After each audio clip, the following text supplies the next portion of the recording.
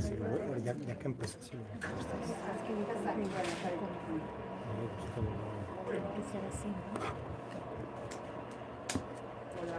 ¿Oyen? Perfecto. ¿Qué tal, How do you like that?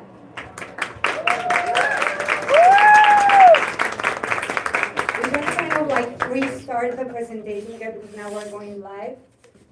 Si se puede horizontal, por favor, We will record. Okay. Muchísimas gracias a todos. Again, we're going live now. I'm Vange Tapia. I'm an actor slash producer, and I'm the founder of Actors Slash. And we are broadcasting live from the Mexican Consulate in Los Angeles, California. We were just welcomed by Aída Velasco, who is the Consul of Cultural Affairs here at the Consulate. Thank you so much, Aída. And thank you for your team, and Akani for your help. And we just had 5 amazing screenings that you guys witnessed. It was awesome. And we are about to start our presentation.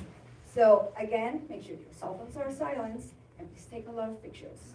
So I just want to tell you that the consulate here has been open for everybody.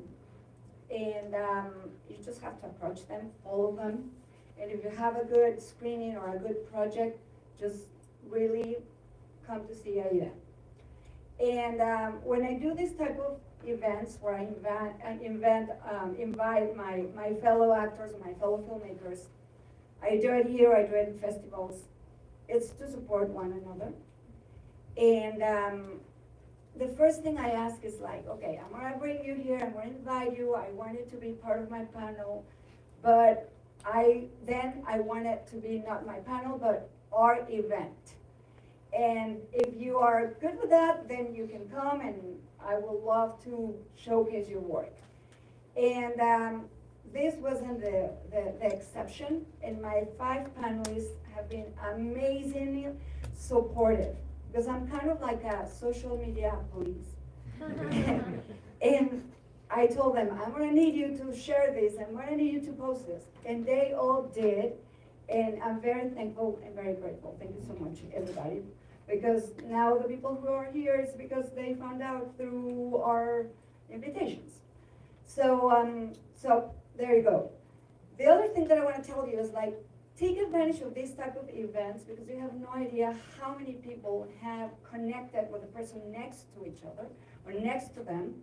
And then they ended up having their composer, their new agent, booking a job for Disney, like a lot of, just a couple, like 2 weeks ago, I will say, Goose and Buquita, some other friends, they came to the consulate with a private event that we did with Jaime Camille, and they landed a job. So take a look at whoever is sitting next to you, meet each other, ask what you do, who you are, connect. Really, this is a great opportunity. Okay, yeah, introduce to each other, yeah. There you go, Pedro. Okay, so now, excellent, yeah, everybody's holding hands and everything, good, meeting everybody. So now that you guys have connected, I'm gonna start with the introductions, which are, I'm very, very excited. I'm gonna start with the Mexicans, because we have 4 Mexican panels right here. So, I just have Mauricio right here in front of me. Please give it up for Mauricio Arrioja. See wherever you want, except that one. Donde tú quieras. Y toma, esto lo van a compartir entre ustedes. Y ahí ahorita. Perfecto. Vamos con Sofía. Sofía Ayerdi, writer and director. Eduvijes Carrera.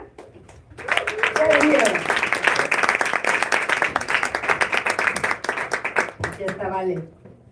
Vale, Maldonado, venga.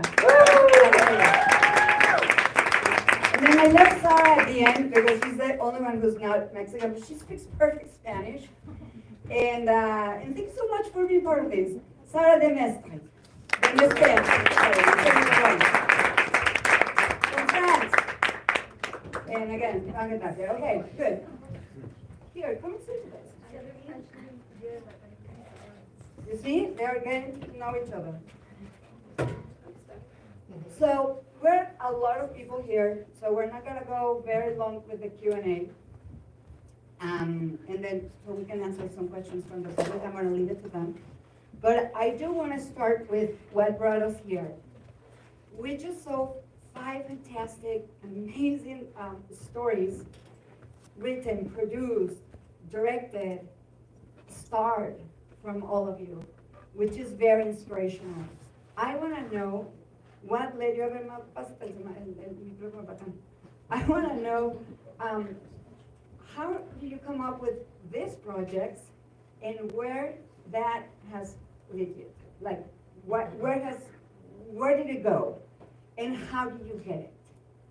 Okay, so let's start with you because you did everything. By the way, you tricked me for a moment. I'm like, no, it's her. Oh my God, no, she does have a twin sister. And then I saw the credits, I'm like, that was really good. Yeah. So I'm Sarah Demeestere. Is this on? No. No. Oh, no. Sarah Demeestere. Testing. Here we go. I'm Sarah Demeestere. I produced and directed and starred in in DuElle, the crazy French film there. It was my first film. What brought me to it was I was a French girl in America. I lived half my life here, and I was wondering what my identity was. I wasn't sure. You know, I was in France, I'm American, here I'm from somewhere, and I had to make this film to figure it out. And it was a very healing film in the end. I just felt neither French, neither American, and in the end this film taught me that I was French-American, that's a thing, that's my thing, you know? And several months after I officially became American, and so I am officially French-American, because the French do not deny their children, I'll always be French. So that's what, that was the seed of this film. It was my first film, as I mentioned. I learned everything on this movie. I went to film school. It was very theoretical. I have a master's degree in film from a big French university. It was interesting, but it didn't teach me how to make a movie. And after the master's degree, I said, you know what? I got to learn how to make films. And I picked up the camera and ended up making this film with a lot of people who I learned from. And yeah, I learned everything on this film. Everything. I was gonna say, yeah, you have a huge crew right there. Thank goodness, yeah. Well, you know, it was interesting because I was in LA, I was living in Los Angeles, and I started making a movie here. And my crew, the special effects, Scott Ross from Digital Domain, nice guy to have around when you're making your first film. The DP, who was actually originally from Belgium, so French neighbor. And then the head of the production design, the set design, they all told me, look, you have to go film some of the scenes in France. If they're set in France and we see the French background, it has to be in France. I'm like, okay, you know what? I'm going to get a ticket to Paris. And so that's why you see the first images of the movie are basically me with a big camera, back in the day they were huge. I mean, I made this movie, I mean, I don't want to, a long time ago.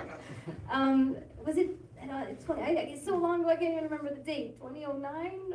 A big, huge camera, this big. And I was in the plane filming our arrival and then filming my suitcase, which is not my real suitcase. But anyway, I made it huge just for to make a point. Anyway, I'm going to hand over the mic because this is a little long. But where did it lead me? It led me to figure out how to make a movie. That's what it led me to. And you know what? You just raised a good point because you were looking for your identity. All the movies that we just saw are about human connections, like the sisters, the mom with her children, the boy trying to figure out who he is and looking for that acceptance that was coming within, and he felt very comfortable finally opening up with his mom. And then Sofia's the mom and daughter. So I think Valeria is gonna tell something about, you have a kind of similar situation because your story is about two sisters. That short film that we just saw from 9 years ago just turned into a movie that is coming out in 2025. And now there's no two sisters. It's going to be three sisters, which we're very much looking forward to watching. But you were born here, but then you grew up in Querétaro, Mexico. And then it's also the situation of the Mexican American. Like, who am I? What should I be? And I read somewhere that you are like the reverse, how do you call it? I used to say reverse immigrant because I was born in San Diego and then crossed the border the other way to Mexico. Yeah. Exactly. So please share your experience about this. Thank you so much. I'm like, she knows more about me than I do. This is wonderful to be here with all these filmmakers and all these slashers. And I do want to say that the director of our short film that you guys just saw, Sisters, and who then turned into La Tercera, the third sister in the feature film, is right here, Marta Cross. She's over there. We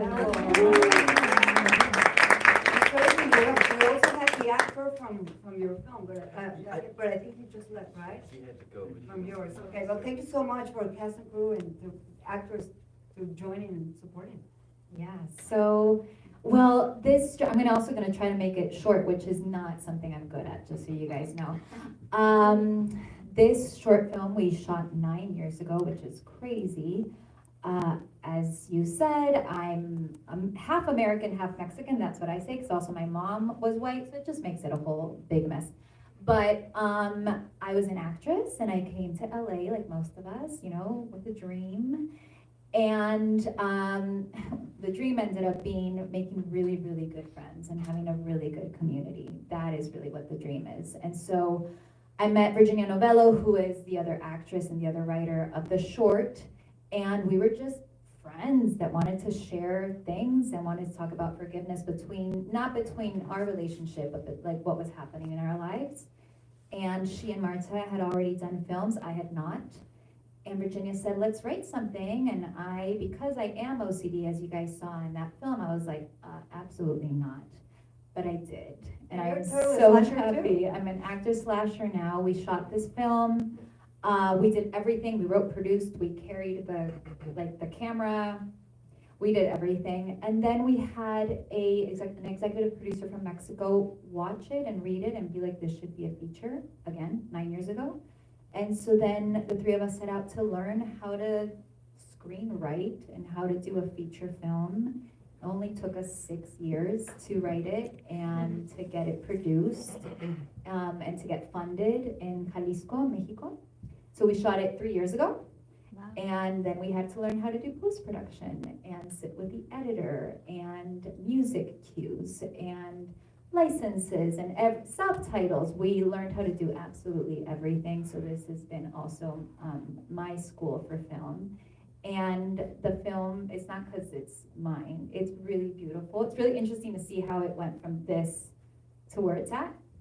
But yeah, Las Tres Sisters opened in Raindance in London, then had a world premiere here as well in La Leaf. They have been very, very supportive. We won a grant with La Leaf and with Amazon, who have also been very supportive of the film. And now Myriad Pictures bought it. And so we have theatrical distribution, which is rare to be in theaters.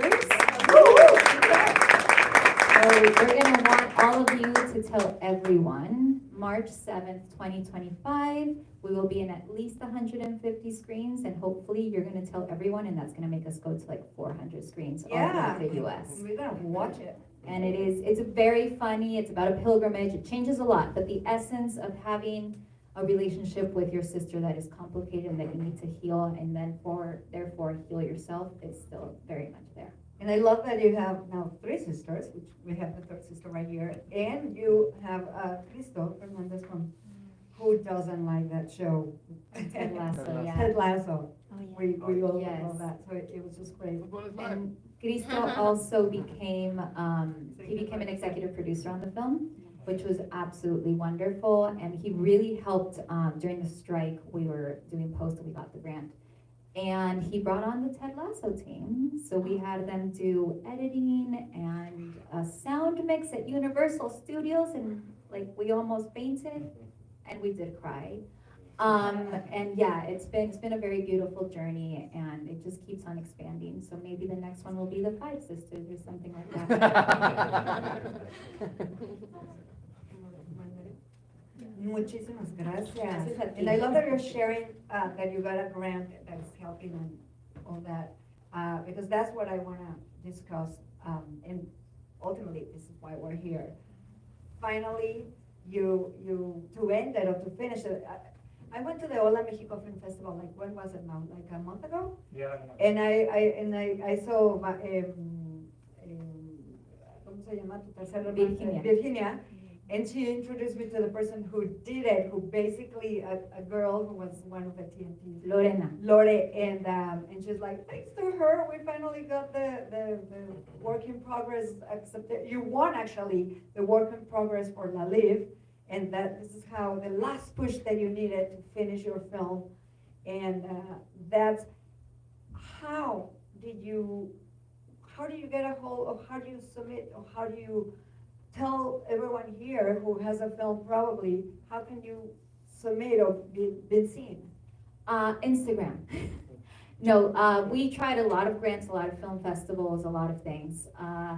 And we really did. We saw this work in progress grant on Instagram. We send each other all the time things, being like, we should do this. And we saw a link. It was the first year. They just had their second year, and anyone here that has a feature film, documentary, animated, or fiction, they every year now have this work in progress grant. They give it to one in each category. And yeah, we saw it, we submitted, no one knew us. No one had any idea about the film, and Lorena says that she got this film, and she was like, I have no idea who these people are. I've never heard of this project. We had no in, is my point. And Lorena loved it, and so she took it to Diana and to Erika, and then they took it to Amazon, and Amazon said, yeah, I agree. So a lot of the times you need ins, right, for grants or for film festivals, but also sometimes you just click on an Instagram post and then you get funded for post-production. So I would, yeah, open up every avenue. So follow different organizations, groups that are going to provide you with that. Follow them. Follow film festivals. Follow organizations. All that, they all offer that. And just like you think, I was just telling you, Instagram, Facebook, social media does work. And it's not all about like, hey, see me. You also have to see others and engage with others. Because I got a friend who said, but I don't want to follow people. I want people to follow me. I mean, it doesn't work like that. It has to be like reciprocal. Danny, yours also is an amazing story. Your short film has been winning everything. Which, by the way, I noticed that you and Sophie share the same actress, right? That was pretty cool. The mom and then the daughter. It was pretty cool. I was like, nice, good acting. Good casting for all of you. So please tell us qué onda con el PAISA. Well, first of all, I want to say thank you, Vange, for including El PAISA in this lineup tonight. Congratulations to my fellow filmmakers. Thank you, Aída, and the Consulado Mexicano. This is a dream come true. Just about like 10 years ago, I was, in the other building with my mother, recuperating her Mexican citizenship and getting my Mexican citizenship. So to have a film here that explores precisely my relationship with my mother and my sense of identity with being Mexican American and kind of straddling those two spaces, this is probably one of the most meaningful places for me to be able to showcase this film. So thank you all also for being here and for participating in this tonight. Just to add up in this, your film was produced by these fellow friends who came last time and also show another short film that has been kicking ass as well, La Titas and the Machines. And they're actors / producers. So you see the collaboration. I just heard someone say, "Oh!" Someone screaming on the credits that they recognize a name and a number. This is how connections happen. So El PAISA was born out of the fact that my 2 previous films, or my 3 or 4 previous films, were they were very heart-rendering, heartbreaking, heart-aching stories of my family's traumas coming into the United States. And with the support of my friends like David Valeria, who's sitting right there, who was the costumer of El Paisa, you know, I finally had people surrounding me like, why haven't you told a story that is just more personal to you? And that isn't about your heritage, but that is just you individually. So when I thought about that, I was like, I think it's time. But I didn't want to just tell a story about coming out as a queer person. I wanted to tell a story about coming out as a queer person who's also a Latino and who's also the child of immigrants and who is desperate to see the you know, the subcultures. You know, we have the Cholo subcultures, we have the Vaquero subcultures, we have the kind of the rock español kind of subculture. So why not like portray those subcultures from a very specific queer perspective? You know, and we know they're there. And I know that they're a part of my community. So I thought to myself, I've never seen that. And that's what I want to see. Those are the stories that I want to bring to the table. So it was born of that through the support of Latino Public Broadcasting. My film was funded through the Digital Media Fund. Every year, Latino Public Broadcasting has an open call for filmmakers for scripts. It's a challenging application. You have to have budgets, you have to have lookbooks, you have to have, you know, just, you know, producers, all of that stuff lined up, a lot of writing, but this was my second time getting the funding, and With them, with the same. and it made the film possible. That's amazing, that's amazing. So take notes, I hope you're doing your homework. And Sophie's another story. Sophie, I met her last year here, was it last year or 2 years ago? Last year. Last year in a program that the Consulate had called Matria, with all women filmmakers. And I saw her short film that it was shot in Acapulco, in Guerrero, I'm sorry, but it was in Acapulco, right? The story is based in Guerrero, but it was shot in El Ajusco, outside of Mexico City. Oh, okay, Yeah. well, there. But I met her and I was very impressed with her work. And I, actually, funny enough, I invited her last year, sometime, to co-direct with me a short film that I wrote and produced and I performed on. And then after, she just kept kicking ass, and she has 2 more short films. This one is one of them. And Sophie, she actually shared on Instagram something like you receiving like $80,000 in grants or something like that. Just applying, and that money has led you to keep producing and doing what you like. Tell us about this, please. Yes, Me Too, exactly. Walmart. Thank you, Vange, for the beautiful words. Yes, the first big one I would say was the Lalifa Netflix Inclusion Fellowship, and that one, same, I applied being nobody, just, you know, submitting, we'll see where it goes. And for some reason, they chose it. And then from that one, it's a you know, exercise of like escalating. You know, once there's a little bit opening of that door, you like push it through and enter, and you try to like meet as many people as possible and stuff like that. And through that fellowship, I got connected. They invited me to apply to this new fellowship, which I did this short film with. And this second fellowship was a collaboration between Walmart and Me Too. We were 4 filmmakers in total. And then that first Lali fellowship was $30K, and this one was $50K. And so, yeah, it just, it helps a lot, of course, having that amount of money, because, you know, you just can concentrate on the creatives. And specifically for this one, the creative part was, you know, talking about my mom and my grandma. That's how it started. We were talking about their relationship. But through the process, I started realizing how it was really about me and how similar I am with my grandma, actually. And it was that exploration of finding the vulnerability and being able to open up in myself as well, not seeing only my family, but entering in me and how I relate to that and how I have a piece of that puzzle as well. And yes, it was done in a very like super fast, short period of time, but it somehow came possible. And yeah, what it has given me, I'm still yet to figure out. We shot in May, and it has been, you know, the festival circuit is just Bentonville, like it took you right starting. away everywhere. Yes, it's just starting, so I'm ready to see where it takes me and what other projects I have. And I want to mention as well the other different project that I have. The actress that starred, I met her last year in the same panel that we had, but last year. So it is true that events like this help you connect. And again, just to reiterate the thanks for everybody here on a Friday night going through traffic. Like, I really appreciate all of you being here and everybody that made it possible. Thank you, Sophie. Wow, yeah, I'm very impressed.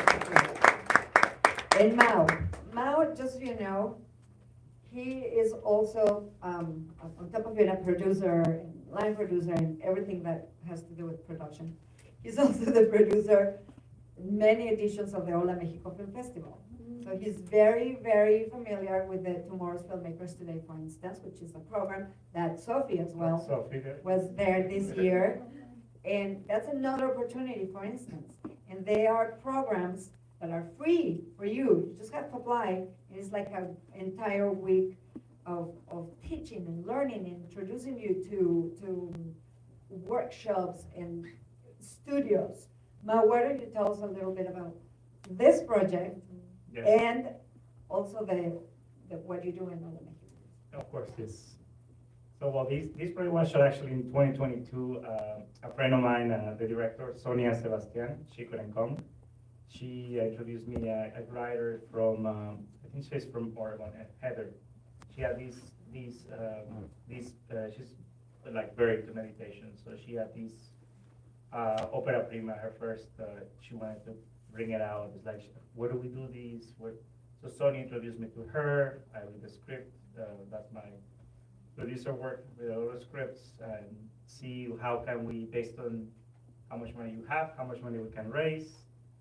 Okay, I know the connections, I know the places, which is, this was shot in Santa Clarita, by the way, talking to some other people there. Yeah. Santa Clarita is like a gold mine for many things. So we shot there in the summer, and we shot it like, I think it was 4 days. Dominic was over there, helped us with the production over there. Thanks for coming. And Emmanuel Loarca, he's the actor. El malo, no? So we shot in in the middle of the summer under 100-degree weather, but it was fun. This project took over a year to get it done in post. Post wasn't easy, as you guys know. It's a tedious process. Most of the times you run out of money, or you gotta fundraise again. So that's the, I will say I work on the producer side. I try to help filmmakers to get that process more easy, or try to raise more money, but I would say it's one of the hardest to complete. So How did you raise money? Can you share a little bit of some of the options that you can do? Well, I would say the short films is more about grandfathers, or you want to call it, like there's somebody, or a lot of times I have filmmaker friends that borrow money from an uncle, or from a bank, or put their home in escrow or something. Some crazy story. Yes. Your sister, your car. I have those, where you're like, my work is on the line. If this doesn't get done, they lose the house, So yes, things like that. So there's that with feature films. Or bigger shows is more tricky because it's way more money. So this is where you have, like, or you were mentioning organizations, or you have to put again together your package, how much budget another budget, how much budget you need, and this is what we have, and pitch it to executives, or pitch it to some connection there. What else I was gonna say? So this short film I was gonna mention, it's pre-selected for the Oscars that's coming. That's so. Pre-selected. So. You see, that's a great point. I'm glad you're talking about that, because you have to kind of factor some of the things when you apply, and as Dan said it, they want to see upfront what you're going to do with that money. Mm-hmm. And some of the things that you have to consider are not only the cast and crew, and SAG is gonna charge me this for the actors, and this is what I'm gonna pay for the directors, but the post-production, a lot of people forget about that. They burn the investment in filming. So many times it's like, oh no, you know what, we just gotta get through, put it in the can, and then I was like, oh my God, okay, well, fine. We don't see their movie in a year later. Exactly, Yeah. and that was the case of mine. We just finished in August doing, and I have submitted this in 23 festivals. I chose for them to be Oscar qualifying. So it's been a huge investment. And just in December, I'm gonna start listening. So it can take another extra year to hear from the film festivals to submit, but it's gonna be my business card because it's my very first one. So, as you, I actually I wanna know, like in your case, probably, did you budget it by yourself or with friends or how did that? How did that come about? Because you didn't get any support from any grants or how did No, you- not for this one. So this first film, I mean, literally, I remember I was in a master class in some Hollywood acting school, and it was expensive. And I told them, and they invited me to come in the next year, and I said, you know what, with this money, I'm gonna make my film instead. You know, I had saved for this master class. They were horrified. They were like, what, you're leaving us? I'm like, to make my film, aren't you happy? No, but anyway. So I had a little money aside to use it up for a living, actually, and honestly. And so what happened, this film, DuElle, as I mentioned, I started here in LA, and I brought in the team, and we were gonna film in my parents' home, and so I brought everyone there, and they're like, hi, I'm the set designer, I charge this much per day. Hi, I'm the makeup artist, I'm gonna charge you this much. And they were all talking money. I'm like, okay, sure, yeah. You said yes to I said, yes, sure. My mom did too, and she ended up with 10 kids. Watch Well, out. the thing is, it was my first film, I was ignorant and naive, and that helped me. My dad, who's an accountant, just so happened to be working for a producer, and he was reading scripts for Mary Higgins Clark movies and drawing budgets out of them. I said, Dad, can you do mine, like in my short film? He's like, yeah, sure, okay. He reads it, he's like, okay, Sarah, you're gonna need $35,000. I'm like, I have 150, so I'm gonna do it. Nothing stopped me. It was, the first film, nothing stops you. You have the vision, and you're just gonna go for it. And then with my team, as I mentioned before, we realized it's better for me to shoot at least some of the scenes in France. So I flew to France on Sky Miles. I didn't even have to pay the ticket. Flew to France on Sky Miles, got there, and I looked for people to recreate a team. And what happens in France is they love first of all the LA energy, the sunshine energy. Like, oh, what she's up to? Because the French can be a little. No, what? And then I come in, and they're like, oh, well, look what she's up to. I pitched them my project, the script story, and they're like, yeah, sure, I'll help you. It's a weekend, it's a weekend gig, and they do that for the passion of filmmaking. No one spoke about money. No one cared. They just wanted to make a film, and that's really I got a team together. It was community, and I barely knew anyone in France, even though I had studied there. I left, and when you leave, you Lose connection. connections. But then created a team, and I did have a very close friend who was a producer, and he was making his movie then, a feature film. He said, look, I'm making my feature, why don't you just ask the equipment house, whatever you need for your little short film. I see you're passionate, I'm like, okay, so I asked my DP, I said, hey, what do you need? 3 pages. I'm like, okay, go to the equipment house, and they gave me everything. It was already insured, so I got very, very lucky. And then the only thing I had to pay, I really wanted this DP who had just moved from Belgium to LA, and I got him back to come to Europe. That's the only thing I paid for. And then I think someone on the crew put him up in their place. So it was really. It was a miracle, this whole thing got put together. All these people, the whole list, they pretty much did it for the passion. So I have a lot of questions, but seriously, we're a lot, and I don't want to We keep you could here. sit here forever. Yeah, I forever know, with all but no, those. we're not. But since you are here, this is a question for all of you, because I want to go to pick up some 2 or 3 questions from the public, from the audience. What are you guys doing right now? Because I know you are starting, Pedro Almodovar movie. So I want to know, the last room, is it? The Room Next Door. The Room Next Door. Is out in theaters in December. Actually, SAG and It's on Monday. it's on Monday night. Monday night, yeah. You're gonna be there to You're support. going. So me too, they're gonna confirm, but I wanna know, what are you guys up to, what are you doing right now? I really wanna have, I really wanna make more questions, but I want these guys to also do it. And, what are you doing now, and, what is a good advice that you will give the people here? Okay, so as mentioned, I super lucky, I was invited to participate as an actor on Pedro Almodovar's last movie, The Room Next Door, with Julianne Moore and Tilda Swinton and John Turturro. It's coming out in theaters in December. So I've been doing, some red carpets and some interviews and. Now, let's talk about your work. Okay, my work, yeah.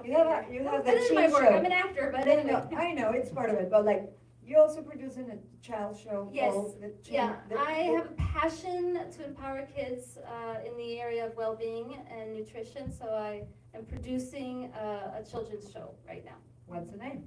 The Chin Show, .com. chinshow.com if you wanna. And check it out. it's her chin upside down with eyes and everything. It's- It's adorable. yeah. And I Very work- clever, very clever. I work with children. This is a film, that's a TV show for children made by kids. I really, this is a platform for themselves, for them to express themselves. They write a lot of the sketches, which I punch up. We're together as a team. A lot of them are acting in it.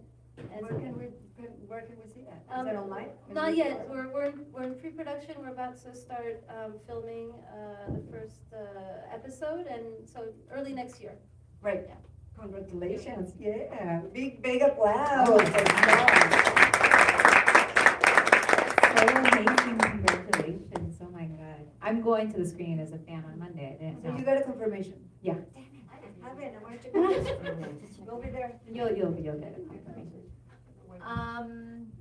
What am I doing? Well, we are very much involved in the distribution, everything that you need for the PR aspect, the social media aspect, the deliverables, all the contracts, all the files. So we're still very much in with Las Tres Sisters doing a lot of that. It takes up a lot of time, but you learn so much. You know, a little bit what she was saying, the promotion and the red carpets and all that, that's Yes. part of the gig, yeah. But even like the thinking, so The like behind and- the we wanted today to premiere the trailer of Las Tres Sisters. The music wasn't cleared yet, so we weren't able to, but like making a new trailer, having a new poster, all of these sort of things that, hopefully our trailer is gonna be starting December. It's gonna be in front of, other movies in movie theaters, so that's gonna be really exciting. And besides that, which is a lot of my time, to be honest, I am working on writing my first short film by myself, because I've always written in collaboration, to direct for the first time. It is called Belong, so I guess we all relate to that. And I also have an idea for that version of a TV series, and we are also developing 2 movies with our company and What's the name of one your TV company show. again? So our company right now is called Las Caminantas Films. That one is in Mexico. We will soon be opening one here in the States. Right on. Yeah. Oh, and you said advice, right? I don't know if advice, but yeah, community, best friends, make best friends. Make, like, not just, because I feel like a lot of people, when they hear community or when they hear networking in Hollywood, they're like, I'm gonna go and see what I can get from you. Yeah. Right? Or like, how you can help me. And I don't think it's that. You were talking about the circle. I think it's about creating with people that you love. And then that naturally evolves and grows and grows and grows. But like really connect from the Yeah, heart. you have to develop a relationship. Yeah. You have to build that trust and that friendship. And not just because you want something from them. Yeah. Like you want to create a relationship with someone that you would just want to have coffee with. And then coffee turns into 9 years. Yep. Yep, totally great. How about you then? So I was well, I just wrapped on a new project, and I say just, it's been a couple months, but I also received the Netflix Latino Film Institute fellowship. So that film has been shot, it's been edited. We did that, I mean, I don't know how you guys did it with the Walmart project, but you get these kind of fellowships, and then they want you to create a film in like 5 seconds. And you're just kind of like, my casting for PAISA took a year and a half. So it's just kind of, all right, let's do this, rock and roll. So, you know, we shot that project. The title is Fiat Lux 5000, Let There Be Light. It's about dementia and caregiving, and what if, you know, what if there were a device in the future that allowed you to turn back time with a parent who's suffering from you know, loss of their mental faculties. I've also written a follow-up to it, PAISA, and so we're waiting to hear about whether or not we might be getting some funding for that. I would like to transform it either into like a short series or a feature project, and I've also just written another script. So my advice to all of you would be like, build momentum and then don't lose it. Because when you lose it, it's hard to get it back. And so, for example, like, you know, with Sofía, you know, we were talking about the, you know, getting these grants, and then suddenly, and PAISA was just hitting the film festival circuit when suddenly I got offered this other thing. So I was juggling, and PAISA kind of traveling, like having its first European premiere, and wanting to travel to the European premiere, but at the same time being in post-production on this project that's gonna premiere at like La Lif, so it might feel overwhelming, but how great to be busy, you know, and how great to be doing the things that you love. So I would just say, like, really kind of lean into staying busy as much as you can, and it really is through that momentum, because the more that you put yourself out there, the more opportunities arise.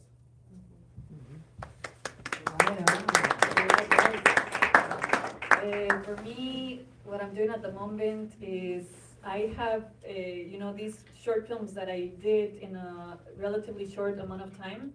And now I have them, they're ready, and now it's that process of promoting them, because a good is as good as, you know, who watches it and who, you know, putting it out there and seeing the feedback and whatever. So I have these 3 films that I'm trying to, you know, juggle the promotion of each, well, 4 with Vange as well, the one we did together. But you have been doing most of the work in that one, Vange, with the Embrace promotion. of a bird, follow it, embrace of a bird. Yes. So yeah, juggling that and trying to, you know, write and keeping applying for the next opportunity, keeping writing. And for me, the advice would be, you know, I would second that, you know, try to make friends, find connection within the monster of the city, and also find just ways to keep yourself creative within that, and find specifically for you what it is to, you know, relax, or what the ways you have to get into that artist mindset, which is sometimes very difficult, and get to that like flow state of mind. We were just talking about letting things flow, and it's sometimes so difficult to do that. So my advice would be, try to find those moments or that techniques you have of yourself to get in that flow state.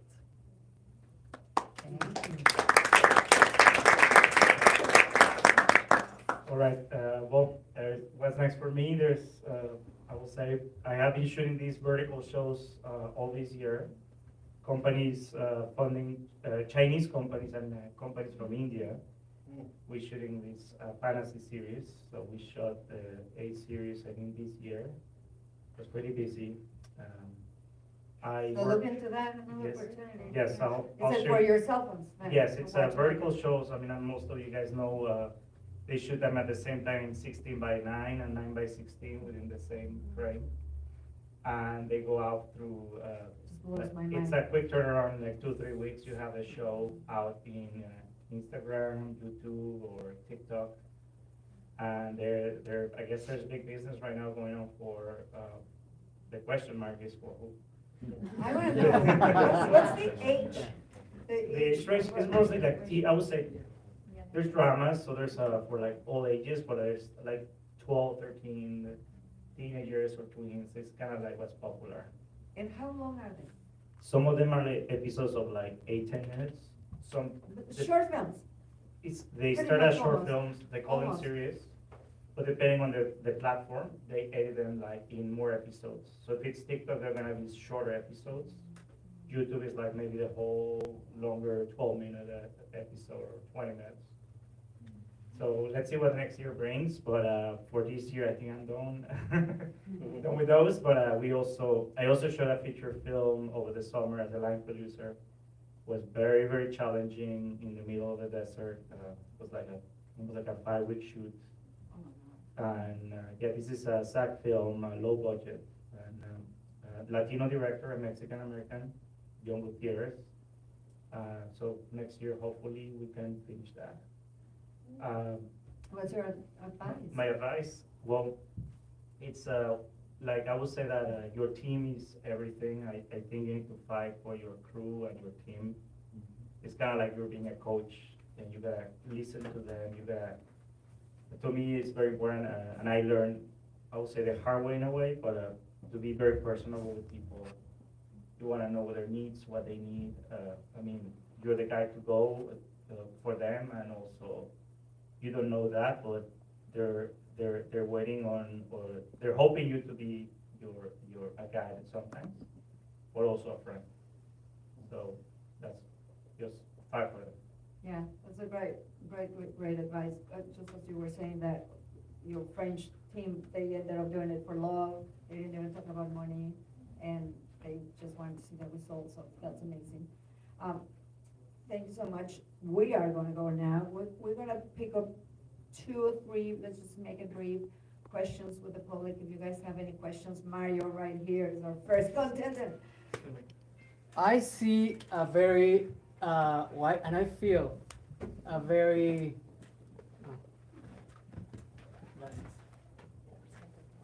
Hi, my name is Mario Corona, and I am delighted to be here to watch. An actor. To watch this. Last year here. I feel that this is a very fortunate group. Fortunate in terms of the dreams that you were talking about. Those are the dreams that you're going to pursue no matter what. So my question is, more than filmmaking, more than acting, is when was the time that you actually never lost certainty in your projects? You can read your questions to someone. For everyone. No, but we don't have the time. Okay, well, I mean, I just thought, maybe you can think about it, maybe you cannot, because of the time, maybe you can think for yourselves, because I just thought this question would be addressed for everyone. Why don't you answer But- that, Mo? I don't know. You just are fresh. Oh, sorry.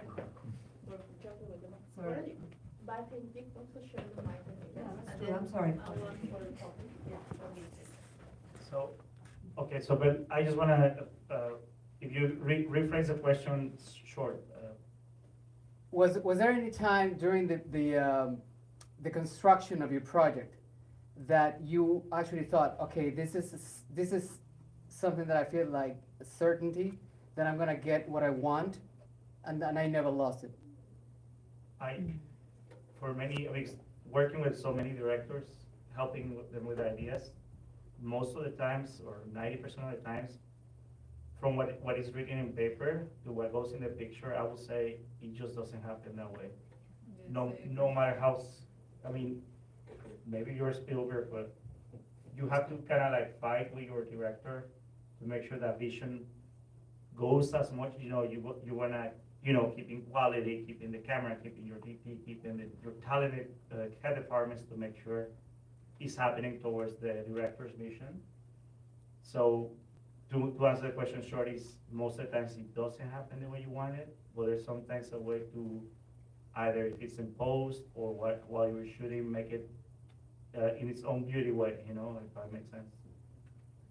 I mean, Something You were- Yeah, no, if I'm understanding clearly, if you know your why you're telling this story, why you're making this movie, if you hold on to that why, and when you're uncertain, why am I doing this? Oh my gosh, it's so difficult. Why?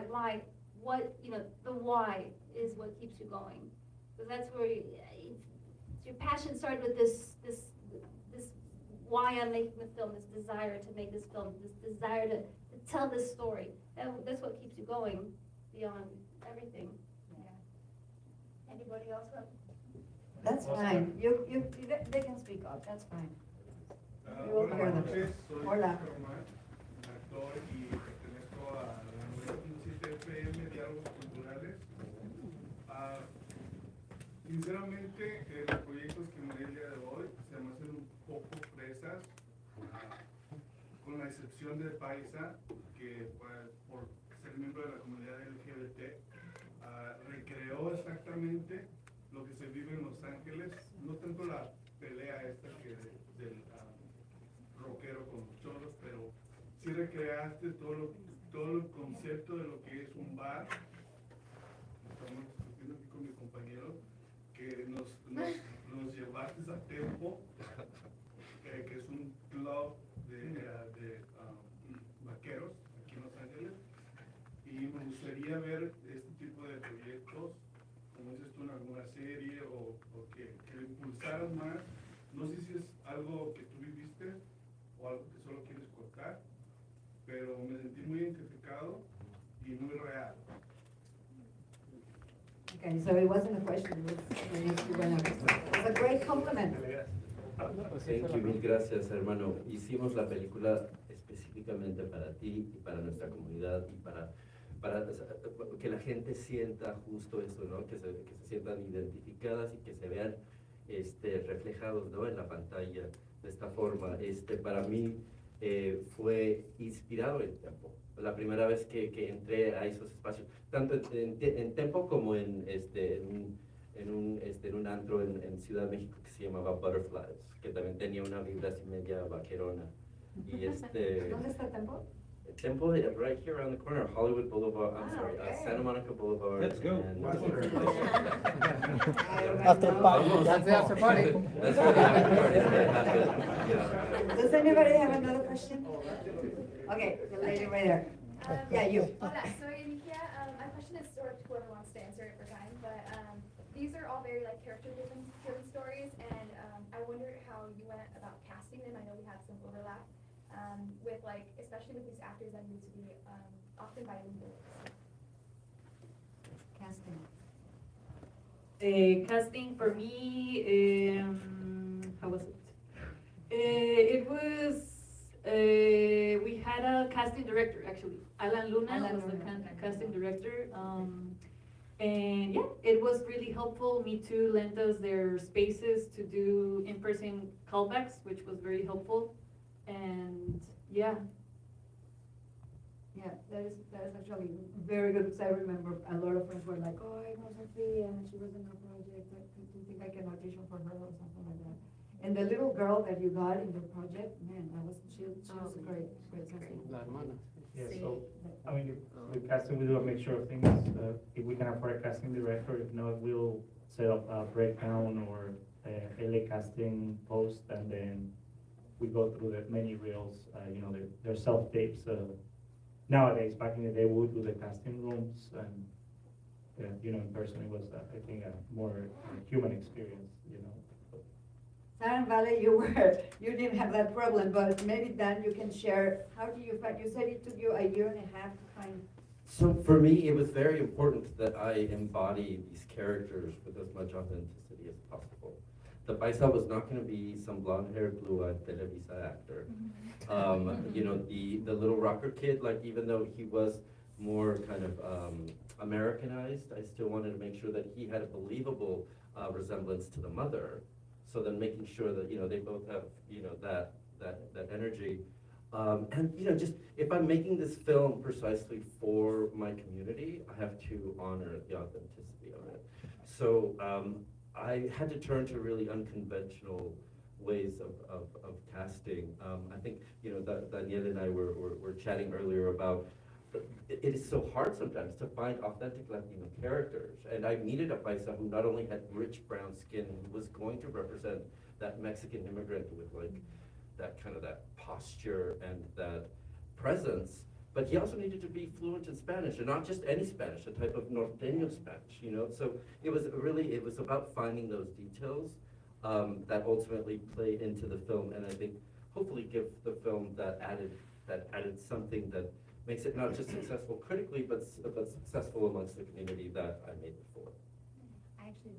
I would love to share just quickly, no, not about the short film, because that's very obvious, how that was cast, but for our feature, we used a casting director in Guadalajara. And so we cast the main roles, it was us, and we had some people that we wanted to do it, but then we had, I don't know, it was a 100-person crew, so I don't know, all from Jalisco.